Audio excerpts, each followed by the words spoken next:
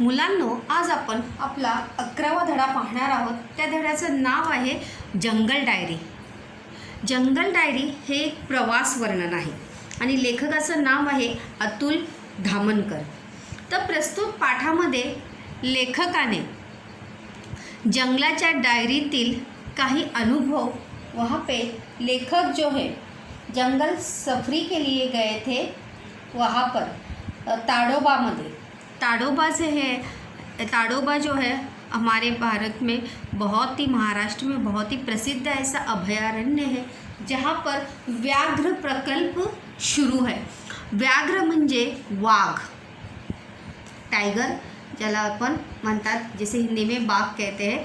तो त्या वाघाच्या सुरक्षासाठी, उनके बचाव के हेतु एक प्रकल्प शुरू किया है. उस प्रकल्प का नाम है व्याघ्र प्रकल्प. तर यहाँ पर जंगलातील प्राण्यांचे निरीक्षण करताना आलेल्या चित्तथरारक यानी मन को दहलाने वाले ऐसे प्रसंग का वर्णन लेखक ने किया है.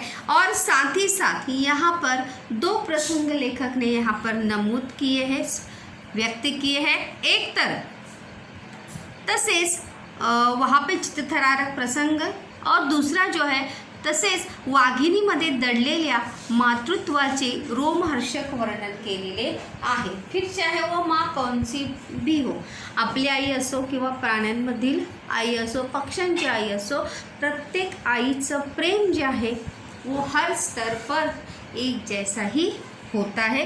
त्या प्रेमामध्ये, उस प्यार में किसी भी चीज़ की या किसी भी तरह की कमी जो है वो हमें देखने को मिलती नहीं. तो चलिए देखते हैं. अगर हम यहाँ पर पहली ही लाइन में बच्चों यहाँ पर देखेंगे तो पहले ही लाइन में हमें 3 प्रश्न यहाँ पर पूछे गए होंगे. बघा, तारीख 27 मे 1997, वेळ सकाळी 6 ते 9:30 वाजता, कोळसा परिक्षेत्र, ताडोबा, अंधारी व्याघ्र प्रकल्प, चंद्रपुर. इस एक लाइन में कितने प्रश्न छिपे हैं?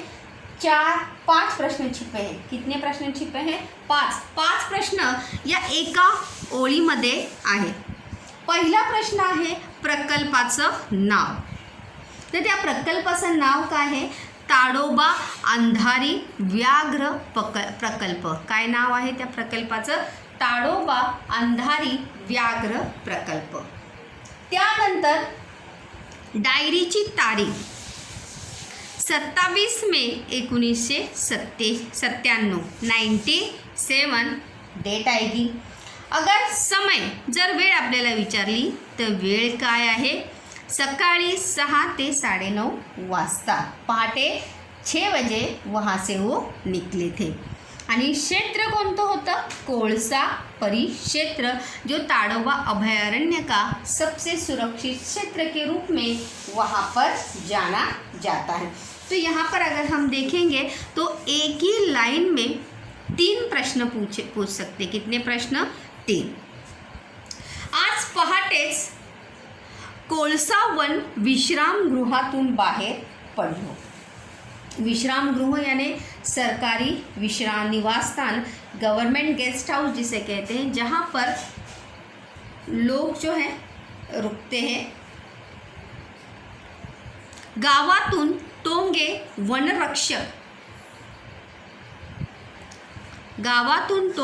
वनरक्षक आणि त्यांचा सहकारी वनमजूर येताना दिसले. फिर से दूसरा प्रश्न आहे की वनरक्षकाचे नाव काय होते? तो वनरक्षकाचं नाव काय? टोंगे. टोंगे उसका क्या है? सरनेम है बच्चों. क्या है? सरनेम, आडनाव. वन, और उसके साथ में उसका एक मजदूर यानी उसका साथी भी आया था. वनरक्षक येताच आम्ही डावीकडं जाणारा झरी रस्ता धरला. झरी यानी झरने की तरफ से जो रास्ता था वो लेखक ने और उस टोंगे वनरक्षक यानी जिसके ऊपर वो जंगल की जिम्मेदारी है, वो जैसे हम फॉरेस्ट अधिकारी वगैरह कहते हैं. समोर चालणारा वनमजूर अचानक थबकला. थबकला म्हणजे थांबणे, रुक जाना. काय आहे त्याचा अर्थ? थबकला म्हणजे थांबणे. मी प्रश्नार्थक नजरेनं पाहिलं. प्रश्नार्थक नजरेने म्हणजे क्यों? लेखक की नजरों में, लेखक की आंखों में सवाल था की क्यों रुका. तर त्यानं बोट रोखलं. बोट रोखणे याने इशारा करणे किंवा दाखवणे, हा काय आहे? वाक्यप्रचार आहे. बोट रोखणे म्हणजे विशिष्ट दिशेला लक्ष वेधणे किंवा संकेत देने. जैसे हम उंगली दिखाते हुए कहते कि नहीं ये देखो यहाँ ये है, उसी प्रकार से उसने भी उंगली दिखाते हुए बताया था. नुकत्याच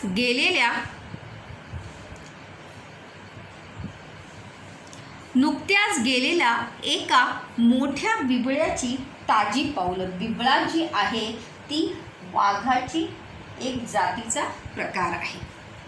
तर ताजी पावलं, ताजी मतलब अभी वहाँ से कौन गया था? वाघ जो आहे तो आत्ताच तिथून त्या जागेवरून गेला होता. ताजी पावलं तिथं उमटली होती. पावलं म्हणजे पैरों के निशान, कदमों के निशान.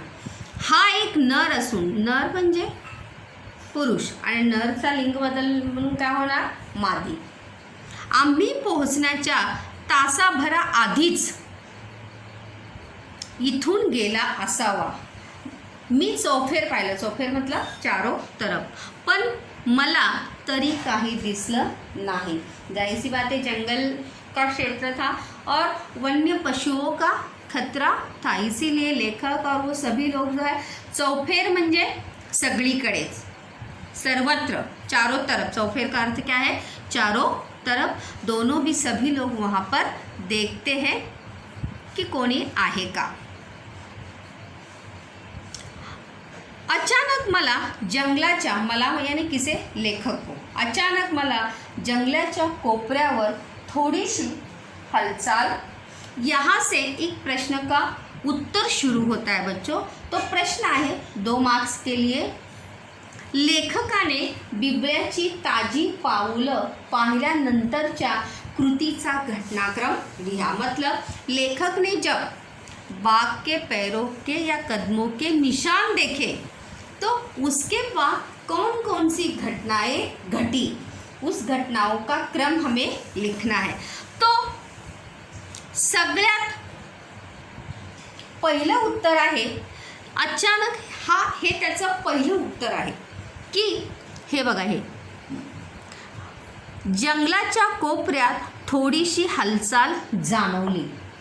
महसूस हुआ कि वहाँ पे कुछ हिल रहा था, इसीलिए लेखक को ऐसा महसूस हुआ. त्यानंतर दुसरं तिथं उत्तर येणार आहे, मी सगळ्यांनाच थांबायची खून केली.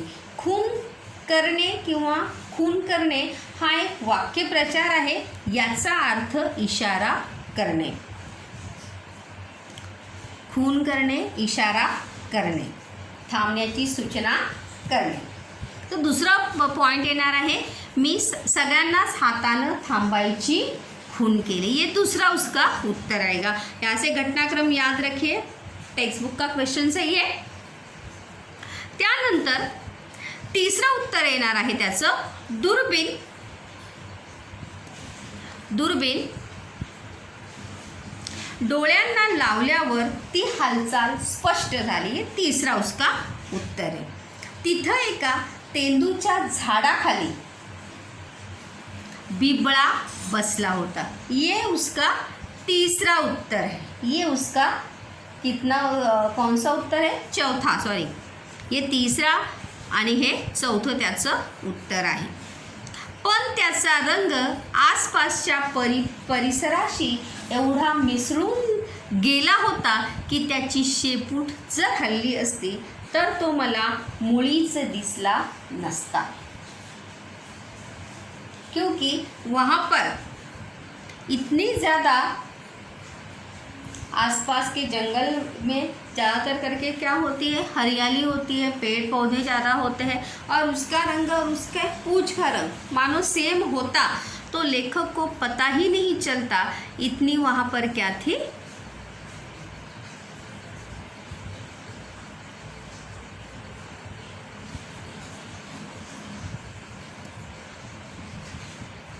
कि त्याची शेपूट जरी हल्ली असती तभी लेखक को पता नहीं चलता था.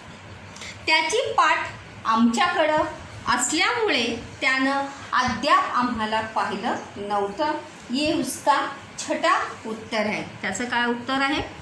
6 उत्तर है ये कि उसने अभी तक लेखक को देखा नहीं था. तिखट कानाच्या बिबळ्यानं, तिखट कानाचा मतलब तेज सुनने वाला कि उसकी स्वर सुनने की क्षमता जो थी वो क्या थी? बहुत ज़्यादा थी. तर तिखट कानांचं असते म्हणजे ऐकण्याची क्षमता जी आहे, सुनने की क्षमता जो है वो बहुत ज़्यादा अच्छी होना. तिखट तो यहाँ पर त्यानं अद्याप आम्हाला पाहिले नव्हतं. यहाँ पे 6 पॉइंट होगा वहाँ पर. तेवढ्यात टोंगे वनरक्षकाचा पाय एका वाळक्या काटकीवर पडला. वाळकी याने सूखी हुई लकड़ी. काटकी म्हणजे छोटी छोटी जो पेड़ों की लकड़ियाँ होती हैं उसके ऊपर वन रक्षक का पैर फुटा है. जाहिर सी बात है, पैरों पे जब आवाज़ पड़ती है तो उसका क्या होता है? कट कट कट ऐसा आवाज़ होता है. तर हे त्याचे 7 उत्तरे हैं. अचानक यहाँ पर जंगलाच्या कोपऱ्यात थोडी हालचाल जाणवली. ये पहला. सगळ्यांनाच हातानं थांबायची खूण केली. ये दुसरा. दुर्बीण डोळ्यांना लावल्यावरती स्पष्ट झाली. ये तिसरा. तिथं तेंदूच्या झाडाखाली बांबूमध्ये बिबळा बसला होता. ये चौथा. पण उसका रंग जो है आसपास के परिसर से मेलजोल खाता था. ये 5वां. छठा. त्याची पाठ आमच्याकडं होती इसलिए अभी तक वो लेखक को और बाकी लोगों को देख नहीं पाया था. आणि 7वां. वन रक्षकाचा पाय एका वाळक्या काठीवर पडला. ये उसका 7वां उत्तर है. तो इस प्रकार से उस घटनाक्रम को लिखना है कि बिबळ्याची ताजी पावलं उमटल्यानंतर कोणकोणत्या घटना घडल्या. उसके बाद बच्चों हम देखते हैं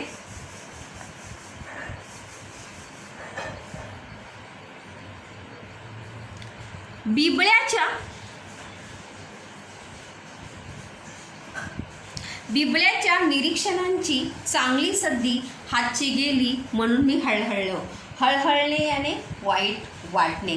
हा सुद्धा काय आहे? एक वाक्यप्रचार आहे. हळहळणे म्हणजे वाईट वाटणे, बुरा लगना. लेखक को इस बात का बुरा लगा. संधि म्हणजे अवसर, मौका, कि वहाँ पर एक वाघाचं निरीक्षण करने की मौका जो है उनके हाथ से चला गया, इसलिए उनको बुरा लग रहा था. टोंगे यांना शर्मिंद झाल्यासारखं वाटलं. शर्मिंदा होणे म्हणजे शरम वाटणे. ये भी वाक्यप्रचार है.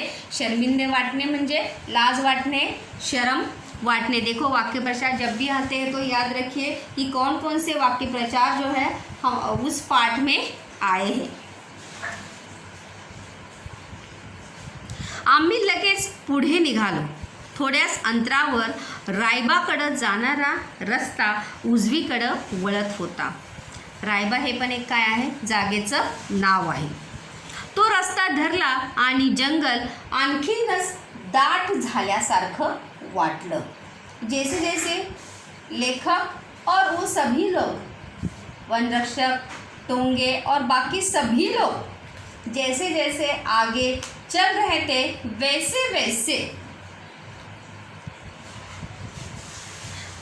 और ज़्यादा जंगल का क्षेत्र जो है और ज़्यादा गहरा होता जा रहा था.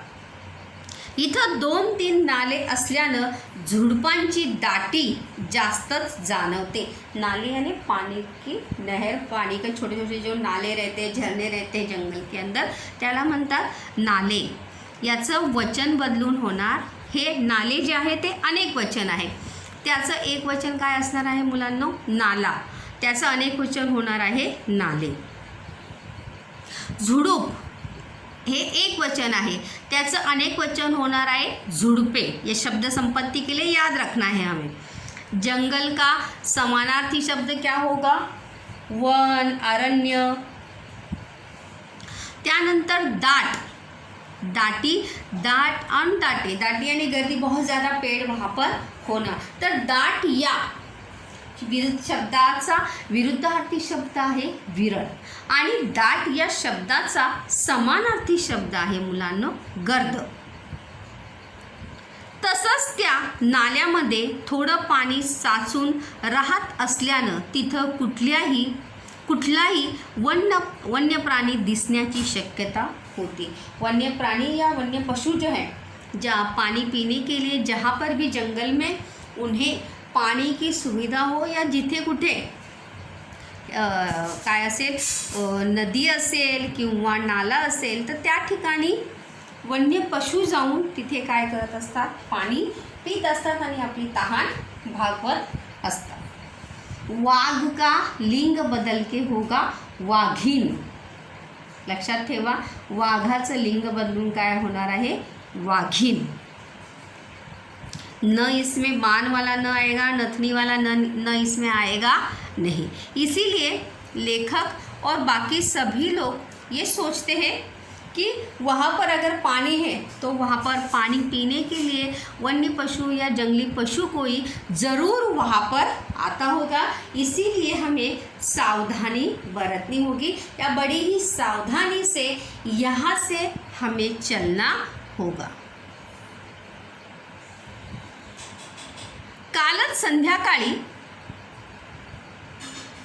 कालच संध्याकाळी विश्रामगृहावर गप्पा मारताना टोंगेंनी मला त्या परिसरात 4 पिल्लं असलेल्या वाघिणीबद्दल सांगितलं होतं.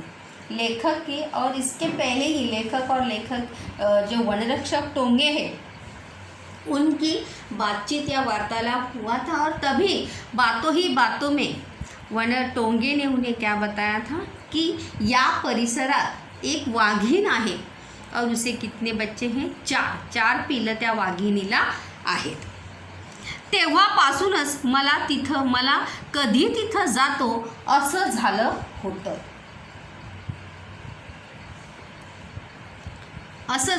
होतं. प्रचंड उष्णतेचे दिवस असल्यानं वाघासारखं जनावर पाण्याच्या आसपास वावरतं. और लेखक को इसलिए उस 4 बच्चों की किंवा 4 बछड़ों की वाघिन को देखने की इच्छा जो है बहुत ज़्यादा तीव्र थी. इसीलिए लेखक को ऐसा लग रहा था कि कब मैं उसे देखूं. यहाँ पर अगर हम देखेंगे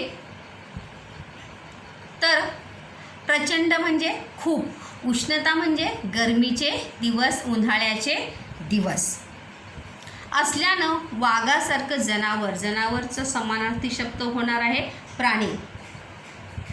पाण्याच्या आसपास, पानी का समानार्थी शब्द क्या होगा, बहुत बार हम देखे भी हैं.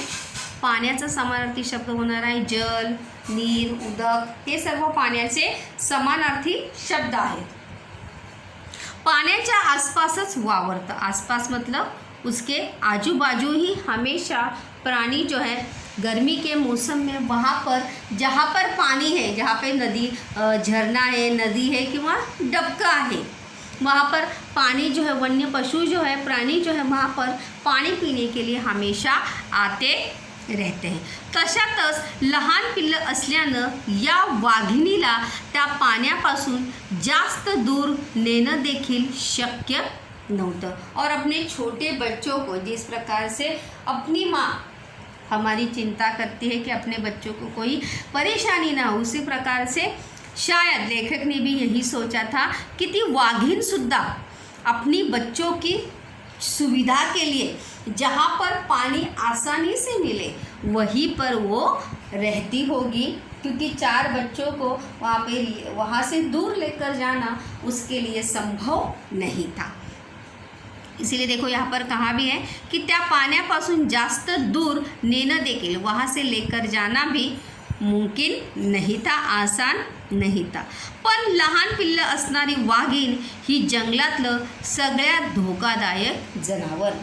प्रश्न पण इथं आहे की जंगलातील सगळ्यात धोकादायक जनावर कोणतं. जंगलातील सगळ्यात धोकादायक जनावर कोणतं? तर काय आहे? लहान पिल्लं असणारी वाघीण। हर माँ जो है अपनी बच्चों की सुरक्षा के लिए हर प्रयास करती है या किसी भी हद तक वो जा सकती है, और फिर मग ती कोणतीही आई असो। और इसीलिए यहाँ पर कहा है की सबसे लहान पिल्लं असणारी सबसे धोकादायक जनावर जर कोण असेल तर ती कोण आहे? लहान पिल्लं असणारी वाघीण। पिल्लाच्या संरक्षणासाठी ही सजग्याने सतर्क, जागरूक याचा समानार्थी शब्द आहे। सजगचा समानार्थी शब्द आहे जागरूक आणि सतर्क, सावधान। कुणाचा जीव देखील घ्यायला मागं पुढं बघत नाही। और अशी आई आपल्या मुलांच्या सुरक्षेसाठी किसी की जान लेने के लिए भी आगे पीछे देखती नहीं। सजग म्हणजे सावध किंवा सतर्क। त्यामुळं सुकलेल्या नाल्यात उतरताना माझ्या मनावर एक अनामिक दडपण आलं होतं। अनामिक म्हणजे अनामिकचा अर्थ आहे की विना कारण घाबरणे। अनामिक दडपण, दडपण म्हणजे भीती। मनावर एक अनामिक दडपण आलं होतं। उसे अनजाना भय लेखक को परेशान कर रहा था कि कुठून तरी ती वाघीण आपल्यावर येईल, क्योंकि वहाँ पे जाहिर सी बात है कि सूखे नाले में जैसे ही तो लेखक और उनके साथी वहाँ पर अपने पैर रखते तो पैरों की आवाज़ से वाघीण क्या हो जाती? सतर्क हो जाती और इन केस उनके ऊपर हमला कर सकती थी। त्यामुळं लेखक कहते थे की त्यांच्या मनावर एक अनामिक दडपण म्हणजे भीती, लेखकाला दडपण म्हणजे भीती, घाबरणे, डर। अनामिक म्हणजे अंजानी। 10-12 पावलं चालतो असू मला नाण्यातील ओलसर चिखलात मांजरापेक्षा मोठ्या। मांजर याने बिल्ली, और मांजर का लिंग बदल के होगा बोका। याद रखिए काय होणार आहे? लिंग बदलून त्याचा शब्द होणार आहे बोका। और मांजर का वचन बदल के होगा मांजरी। एक मांजर अनेक मांजरी। तो यहाँ जहाँ तक हमने देखा बच्चों, वहाँ पर सोमत का प्रश्न कौन सा हो सकता है कि डायरी लिहिणे हा छंद प्रत्येकाने जोपासावा, याविषयी तुमचे मत लिहा। डायरी लिखना ये शौक हर किसी को होना चाहिए, इसके बारे में आपके विचार लिखिए। या और एक हो सकता है की तुम्ही अनुभवलेल्या अशा सफरीचा अनुभव तुमच्या शब्दात लिहा। तुम्ही यात्रा केलेल्या किंवा तुम्ही एखाद्या ठिकाणी गेलेल्या सफरीचा अनुभव तुमच्या शब्दात लिहा। अजून पण सुद्धा दुसरा एक होऊ शकतो सोमताचा प्रश्न मुलांनो, याच्यावरच आधारित की जंगली प्राण्यांना वाचवण्यासाठी आपण कोणकोणती काळजी घेणे आवश्यक आहे।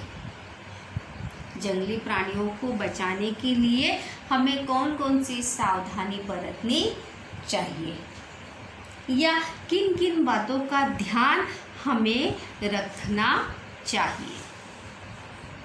चलिए इसके आगे देखते हैं बच्चों।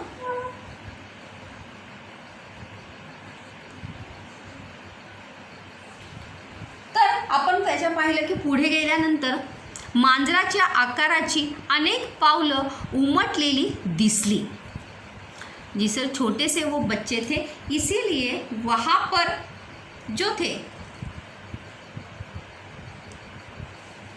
वाघिनीची पिल्लं किती लहान होती, और वो जब बच्चे थे तो वो किसकी तरह दिखते होंगे? बिल्ली के बच्चों की तरह ही वो दिखते थे। इसीलिए उनके कदमों के निशान, पावलं म्हणजे पगमार्क, पैरों के निशान, पाऊल खुना, पावलं आणि पावले इसका अनेक वचन होगा। मी झटकन पुढं जाऊन वाकून बघितलं, या पिल्लांच्याच पाऊल खुना होत्या। पिल्लांच्याच म्हणजे वाघिणीच्या जे वाघिणीची जी 4 बछडी होती त्याच्याच त्या खुणा होत्या. पाऊल खुणा याने पैरों के निशान. पाऊल खून हे एक वचन आहे, पाऊल खुणा हे अनेक वचन आहे. त्या पग मार्क्सकडे, पग मार्क्स जो आहे हा इंग्लिश शब्द आहे. पग मार्क्स याने पाऊल खुणा. लक्षात आलं कि ते काल रात्रिचेत आहेत और वो पैरों के निशान देखकर ये हमें प्रतीत हुआ कि वो निशान जो है वो कब के है, रात्रीचे आहे. कल रात के वो निशान है. याचाच अर्थ स्पष्ट वाघीण अद्याप आपल्या पिल्लांसह याच परिसरात वावरत होती. और इसका अर्थ यही है बच्चों की वाघीण जी आहे ती अजूनपर्यंत याच परिसरामध्ये वावरत होती. अभी तक इसी परिसर में वो थी. अद्याप म्हणजे अजूनही. आता मी ती पिल्लं बघायला चांगलाच अधीर झालो होतो. अधीर होणे म्हणजे, अधीर होणे हा सुद्धा एक वाक्यप्रचार आहे. अधीर होने, उत्सुक होने. उन छोटे बच्चों को देखने के लिए लेखक का मन क्या हुआ था, उत्सुक हुआ था. त्यांना धीर धरवत नव्हता. इथून सुमारे 100-125 पावलांवर नाल्यात थोडंसं पाणी असल्याचं मला माहीतच होतं. ही वाघीण तिथं सापडण्याची शक्यता होती. लेखक ने अनुमान लगाया था कि जहाँ पर पाणी होगा वहीं पर ती वाघीण जी आहे ती काय करण्यासाठी येणार आहे, पाणी, अपने बच्चों को पाणी पिलाने के लिए वहीं पर वो आएगी.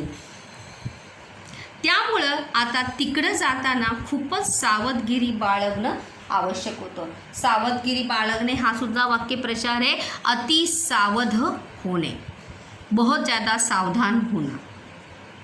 जमिनीवर सर्वत्र पानगळीमुळं पडलेला वालका पाचोळा. वालका पाचोळा यानी पत्ते, पेड़ों के पत्ते जो है मई महीने का समय था इसलिए पूरे पेड़ों के पत्ते जो है ज़मीन पर बिखरे हुए थे. और जाहिर सी बात है जब हम सूखे पत्तों पर जब हम पैर चलेंगे तो उसकी क्या होगी, आवाज़ होगी. पाचोळा, वाळका पाचोळा मतलब पाण्याचे झाडांच्या पाण्याचा चुरा. त्यावरून पाय न वाजवता जाणं ही एक मोठीच कसरत होती. और इसीलिए पाय न वाजवता जाणे मतलब हळूच जाणे हा सुद्धा एक वाक्यप्रचार है. पाय न वाजवता जाने, हळू जाने, धीरे से जाना. ये भी एक क्या थी, कला थी. कसरत म्हणजे कला, कवायद. बहुत ज़्यादा अटकलें लगाते हुए धीरे धीरे बिना कदमों पैरों की आवाज़ न करते हुए वहाँ से उन्हें लेखक को चलना था. पानवठा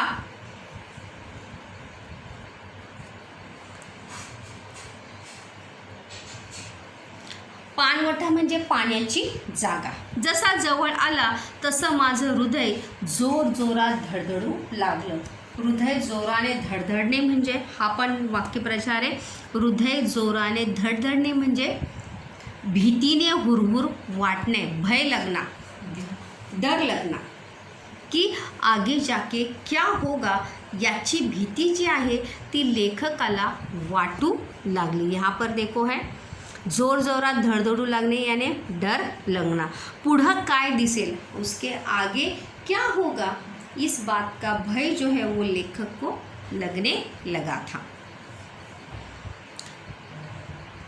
या जाणीवेनंच माझा घसा कोरडा. घसा कोरडा पडणे म्हणजे खूप घाबरणे, भीती वाटणे. ये भी वाक्य प्रचार है. देखो हृदय जोरजोरात धडधडू लागणे म्हणजे भीतीने हुरहुर वाटणे हा एक वाक्य प्रचार है. यहाँ पे एक ही लाइन में 3 वाक्य प्रचार आए हैं. घसा कोरणे, जाणीव यानी एहसास. घसा कोरडा होणे म्हणजे भीती वाटणे, ये भी वाक्य प्रचार है. इतरांची ही अवस्था काही वेगळी नव्हती. औरों की भी हालत लेखक के कोई अलग नहीं थी. आम्ही सगळ्यांनीच एकमेकांकडे बघत चौकस राहण्याची डोळ्यांनीच खून करून सूचना केली. चौकस राहणे ये भी वाक्य प्रचार है. चौकस राहणे म्हणजे सगळीकडे पाहून सावधानी से पैर रखना या सावधानी से चलना, हा सुद्धा वाक्य प्रचार आहे. चौकस राहणे सावधपणा ठेवणे, यहाँ से चौकस राहणे सावधपणा ठेवणे.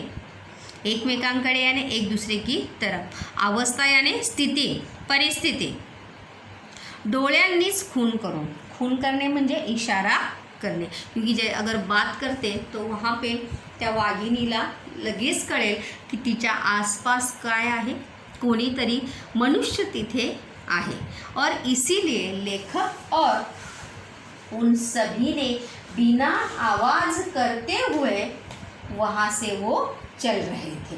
कारण की जर आवाज़ झाला किंवा अगर वाघिनी को पता चला कि वहाँ पर कोई है तो त्यांच्यावर उनके ऊपर हमला होने की शक्यता संभवता ज़्यादा थी. इसीलिए सिर्फ एक दूसरे से वो क्या कर रहे थे, इशारों में ही बात कर रहे थे. आता एक एक पाऊल टाकताना मनावरचं दडपण याने भीती भय अधिकच वाढत होतं. कुठंतरी झाडाच्या बुंध्याआड जांभळीच्या झुडपात लपलेली वाघीण रागानं गुरगुरत क्षणार्धात अंगावर येणार असंच वाटत होतं. वाघीण कुठे लपून बसली असावी वाटत होतं. हा पण एक प्रश्न आहे. कुठे लपून बसली असावी. आपण बघा इथे आहे झाडाच्या बुंध्याआड. बुंध्याआड म्हणजे झाडाच्या बुंध्याआड, पेड़ के अंदर, झाडाच्या बुंध्याआड जांभळीच्या झुडपात, जामुन के पेड़ों के बीच में अचानक से वो छिप कर बैठी होगी और गुस्से से, मतलब ये लेखक की क्या थी, कल्पना थी कि वाघिन जी है वो वहाँ पर छिप कर बैठी होगी और अचानक से लेखक और उनके साथियों पर क्या करेगी, हमला करेगी. क्षणार्धात याने एक ही पल में. अंगावर येणार, अंगावर येणे म्हणजे चालून येणे, आक्रमण करणे, हल्ला करणे, अंगावर येणे. असंच वाटत होतं. वाऱ्यानं हळूच होणारी पानांची सळसळ देखील मोठी वाटत होती.